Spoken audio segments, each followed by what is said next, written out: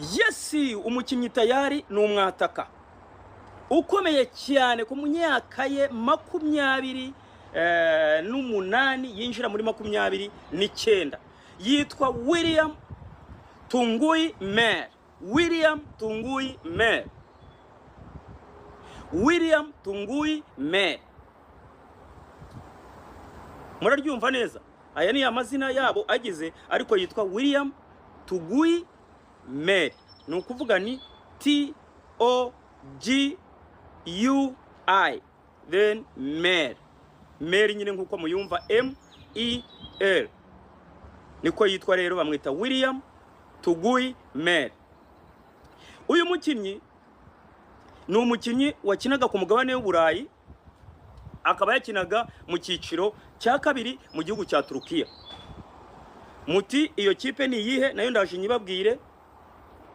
Ni ikipe bita Ankara Kesiyogucu SK. Ankara Kesiyogucu SK yo mu cyiciro cya kabiri hariya mu gihugu cya Turukiya niho yakinaga.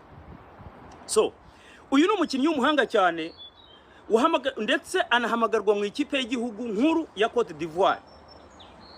Uyu mukinnyi akijya Burayi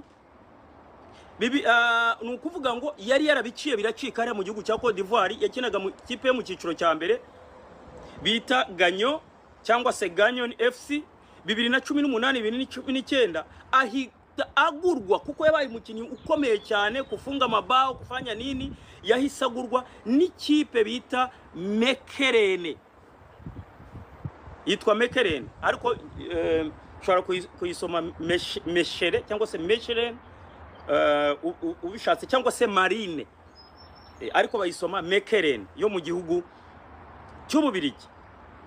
Muramwumva rero ko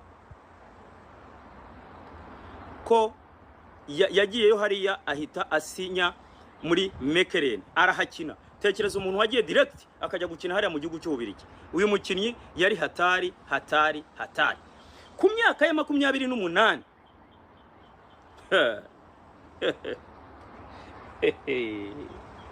ku myaka ya 28 uyu muntu arabica bigacika.